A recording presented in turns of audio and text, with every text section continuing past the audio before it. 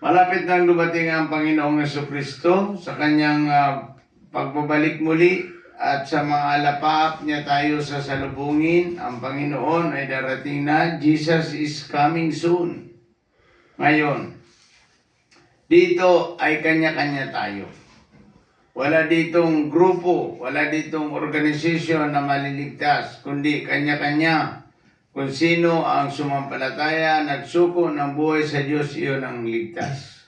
Wala ditong sabihin mo na, grupo ako ng Evangelical Christian Church, ligtas ako, hindi po. Kung sino lang ang nagsisi at tumalikod sa kasalanan at tinanggap sa Jesucristo, yun lamang po ang ligtas. Wala nang iba, wala ditong padrino, wala ditong ibig sabihin yung palakasan tayo, wala ditong palakasan para tayo ay maligtas. Sabi ng Panginoon, kung sino ang nagsisisi at tumatalikod sa kasalanan at tinanggap si Jesucristo, iyon ang ligtas. Iyon ang mayroong kaligtasan. Kaya sabi niya dito sa 23, magpakatatag tayo sa ating pag-asa, sapagkat huwag tayong mag-alilangan sapagkat tapat ang nangako sa atin. Si Kristo na nangako na babalik muli upang salubungin niya ang mga sumasampalataya sa Kanya. Doon tayo laging tapat at matatag ating pananalig sa Kanya na muling darating si Kristo upang salubungin tayo sa halapaap. Ang ating Panginoong Jesucristo, siyang ating pag-asa.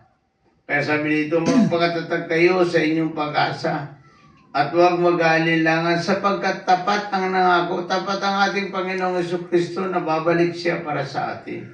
Kaya magpakasipag tayo sa gawain ng Panginoon.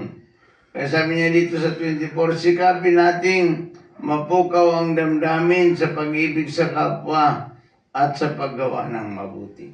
Kung ano ang mabuti, yun ang ating gagawin. Sapagkat tapat ang Diyos sa ating mga buhay.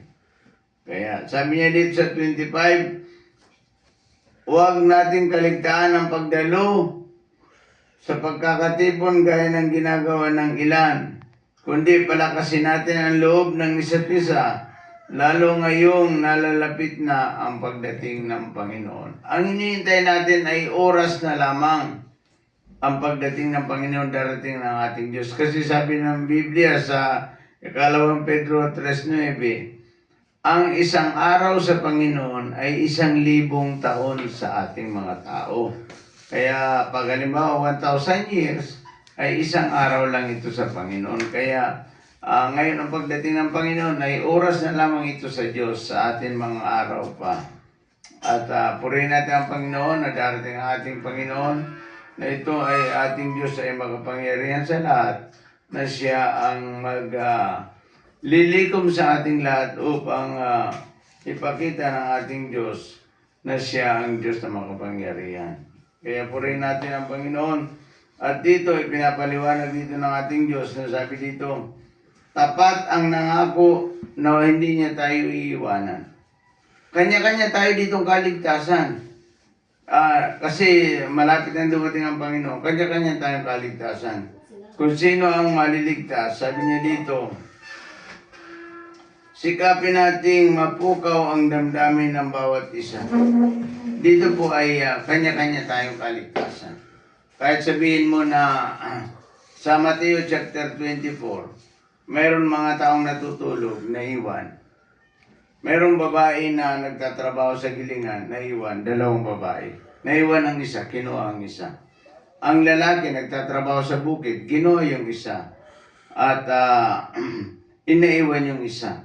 Wala kayong maililigtas na inyong mga anak. Wala kayong may sasama. Sapagkat nung panahon ng Old Testament, magkaiba. Nung panahon ng Old Testament, yung mga anak ni Noe, isinama kahit mga makasalanan, isinama sila. Pero ngayon hindi na, iba na, nag-iba na nung mamatay si Kristo. Kanya-kanya tayong kaligtasan. Kung sino ang nagsisi at tumalikod sa kasalanan at tinanggap si Kristo, iyon ang ligtas. Wala nang iba. Wala tayong pag-uusapan dito. Kasi ang pagdating ng Panginoon ay parang isang kisap mata. Parang isang kisap mata na darating ang ating Diyos na pagtunog ng trumpeta, tulog ka man o gising ka, maririnig mo ito.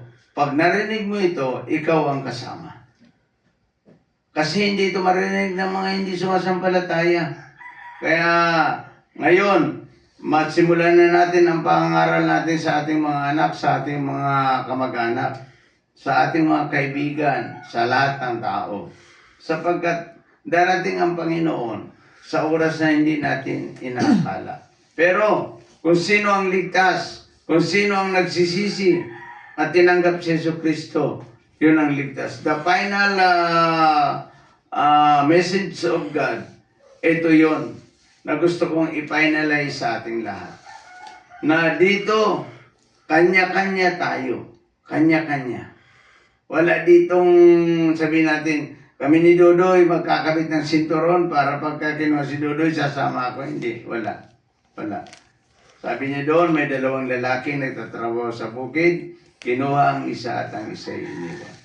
May babaeng natutulog o nagtatrabaho sa gilingan, kinuha ang isa iniwan. Bakit? Yung mga taong nagsisi lamang at tinanggap si Jesucristo bilang Panginoon at tagapagligtas ng kanilang buhay, yun lamang ang kasama.